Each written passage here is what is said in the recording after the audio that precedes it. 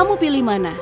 Keputusan sulit yang kamu ambil sekarang tapi memudahkan kamu di masa depan, atau keputusan mudah yang kamu ambil saat ini bisa jadi bencana di masa yang akan datang.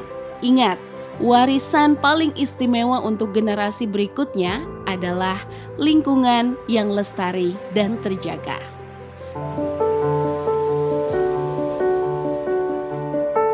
Hai, selamat datang di podcast Hijau dan Berbagi di Kota Tarakan, Kalimantan Utara.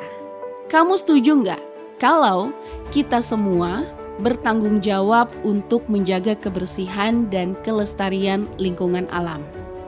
Katanya cinta kebersihan, katanya cinta lingkungan, tapi kok masih sering buang sampah sembarangan? Tahu nggak, menurut data dari The Intelligence Unit, tahun 2021, Indonesia masih menjadi penghasil sampah plastik terbesar di dunia. Ya, karena itu sudah menjadi kebiasaan masyarakat kita yang suka buang sampah sembarangan. Kalaupun sudah buang sampah di tempatnya, namun pemahaman tentang konsep daur ulang di masyarakat kita itu masih sangat minim banget. Ibaratnya nih, kesadaran dampak membuang sampah sembarangan itu 80%. Tapi sayang, prakteknya masih 20%. Mungkin alam bakal tertawa. Ya, ngelihat tingkah manusia yang merusak lingkungan tapi ngomongnya sayang. Sudah bukan rahasia umum lagi sih kalau dari kita tidak memiliki kemampuan manajemen sampah yang baik akan berakibat fatal terhadap lingkungan. Munculnya berbagai macam penyakit menular dan yang paling menakutkan dapat menimbulkan bencana. Banjir misalnya. Sekedar informasi nih, di negara-negara maju dan mempunyai manajemen sampah serta tata kota yang baik, banjir itu bukan lagi dimasukkan sebagai kategori bencana alam di perkotaan, melainkan bencana yang disebabkan kesalahan manusianya. Atau istilah kerennya nih, human error. Kembali lagi ke persoalan lingkungan dan sampah. Sebenarnya banyak juga loh yang peduli dengan pengelolaan sampah, seperti adanya komunitas bebas sampah di Kota Tarakan.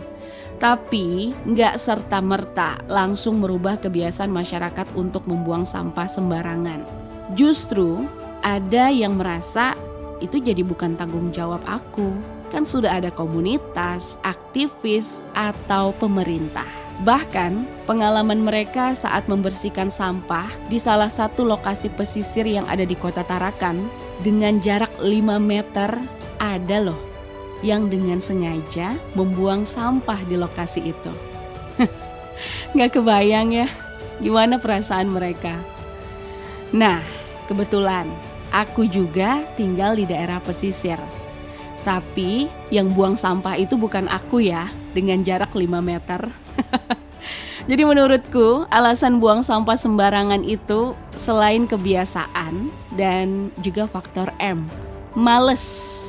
Menurut aku sih karena terbatasnya petugas yang mengambil sampah dan memang di sekitar tempat tinggal aku itu nggak ada tempat sampahnya, yang ada cuma laut.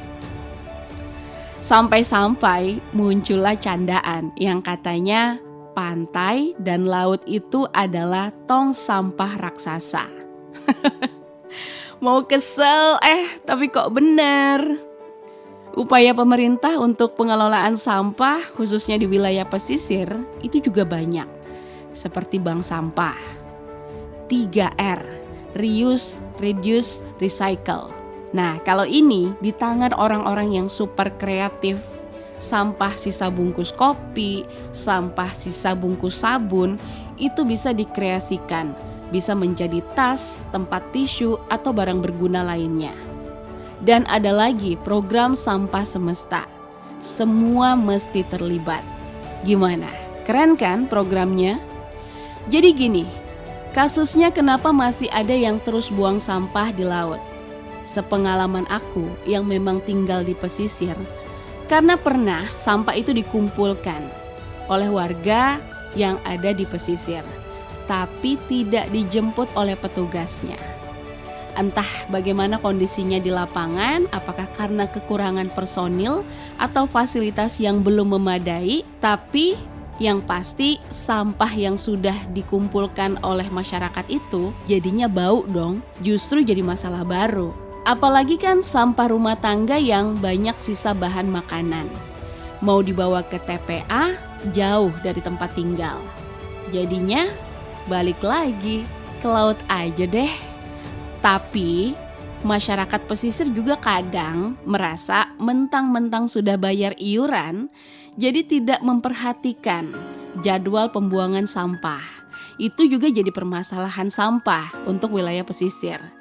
Gak cuman itu, bahkan menimbulkan masalah baru lagi, yaitu merusak biota laut hingga mengganggu mata pencarian nelayan tradisional. Karena kan sifat sampah plastik yang bisa membelit itu mengakibatkan alat tangkap nelayan jadi rusak. Mengutip dari nature.com, penelitian yang dilakukan pada tahun 2021 menunjukkan kalau dari 555 ikan yang diteliti, sebanyak 386 spesies ikan ternyata memakan sampah plastik. Kebayang nggak? Sampah yang kamu buang ke laut, kemudian dimakan oleh ikan, ikannya ditangkap oleh nelayan, lalu dijual ke pasar, dan kamu beli lagi ikan itu dan kamu konsumsi bersama keluarga. Tapi ya, lagi-lagi, masalah sampah. Apa harus minta tolong superhero Flash dulu nih buat mungutin sampah-sampah yang ada? Kan kerjanya dia tuh cepet tuh, sat-set nggak pakai drama. Kalau buat aku sih, Flash dalam dunia nyata itu adalah kita semua. Namun kalau dirunut kembali, memang begitulah kondisi masyarakat kita. Terima atau tidak, itu sudah menjadi kebiasaan mereka yang memang sulit untuk dihilangkan. Apakah kita hanya berserah diri? Oh, tentu tidak. Memang kita bukan superhero yang bisa mengatasi semua persoalan tersebut. Tapi sikap optimisme itu masih ada dari orang-orang yang memiliki motivasi yang tinggi terhadap lingkungan. Jadi untuk tantangan terbesar kita kalau kita mau terjun ke lapangan tentunya ya masalah peralatan, perlengkapan, dana, karena kita kan relawan ya. Jadi kalau kita berbicara mengenai relawan itu pastinya butuh sumbangsih juga dari masyarakat, dari instansi pemerintahan juga. Itu sih untuk tantangannya. Jadi tantangan terbesar sih itu. Kadang kita memerlukan dana juga, memerlukan peralatan, perlengkapan gitu. Jadi kalau selama ini kita kalau buat kegiatan, kita ngambil juga dari uang kas. Ya dari uang kas itu mungkin ada beberapa sih Kak, karena di komunitas ini kan biasanya ada pelajar juga, ada juga mahasiswa yang tidak bisa kita tekankan untuk membayar uang kas itu tadi. Jadi kita untuk mencari solusinya itu ya membuat proposal ke instansi pemerintahan gitu sih Kak. Dari masyarakat juga kadang membantu juga. Kan ujung-ujungnya duit lagi. Niat mereka tuh luar biasa. Jadi relawan, meluangkan tenaga, waktu, dan pikiran, tapi sering terkendala dengan dana yang dibutuhkan saat operasional. Buat aku nih ya, kaum mendang-mending, lebih memilih mengeluarkan budget untuk kegiatan sosial plus kemanusiaan ini daripada keluar duit buat beli kulkas baru karena kulkasnya kena banjir. Gimana menurut kamu? Tapi ini bukan soal materi aja sih. Kalau memang ada ekstra budget plus tenaga juga, waktu, itu lebih keren lagi sih. Dan tahu nggak sih? Nggak perlu harus gabung komunitas kalau itu memang bukan panggilan jiwa kamu. Yang paling simpel gini deh. Kamu bisa memilah sampah itu udah effort yang berdampak besar untuk lingkungan. Masa memilih untuk jadi pasangan hidup kamu aja bisa, tapi memilih mana sampah organik dan non-organik aja masih nggak bisa. Kadang sedih juga sih kalau lihat kondisi di sekitar tempat tinggal aku. Lautnya tertutupi oleh sampah, apalagi ketika air laut sedang naik. Aduh, pengen auto ambil serokan sama karung buat ngambil sampah-sampah tersebut. Tapi entar cuma jadi tontonan. dan dibilang cari perhatian. Karena nggak ada yang peduli sih, padahal kan sama-sama tinggal di situ ya. Beruntungnya di era digital saat ini mulai banyak komunitas yang ikut andil dan peduli terhadap pengelolaan sampah. Trennya dimulai dari Pandawara Group, di mana ada 5 orang sahabat yang membuat konten bersih-bersih sungai. Dan boom, tanggapan dari berbagai kalangan masyarakat termasuk netizen itu positif banget. Sehingga terinfluenslah konten kreator yang ada di Tarakan. Dan mereka juga sama-sama berangkat dari keresahan akan sampah ini. Mungkin kamu juga pernah ingin mencoba membersihkan sampah yang ada di sekitar tempat tinggal kamu. Cuman berubah jadi malas dan marah. Karena setelah dibersihkan, itu akan ada lagi yang membuang sampah sembarangan. Beragam cara bisa dilakukan untuk memberikan manfaat bagi lingkungan di sekitar. Daripada energinya habis untuk mengeluh, marah-marah, bahkan di media sosial, ya lebih baik melakukan aksi nyata. Tidak ada yang benar dan salah terhadap pengelolaan sampah ini. Semua pihak sudah menjalankan tugasnya masing-masing. Karena program pemerintah itu nggak akan bisa berjalan dengan baik tanpa adanya partisipasi dari masyarakat setempat. Aku pernah kepikiran, kira-kira suatu hari nanti masalah sampah ini bakal ada ujungnya nggak ya? Kuncinya sih yakin dan kesadaran diri masing-masing dulu. Jangan hanya bergantung dari pemerintah, komunitas, tapi memang harus dari diri sendiri yang memulainya.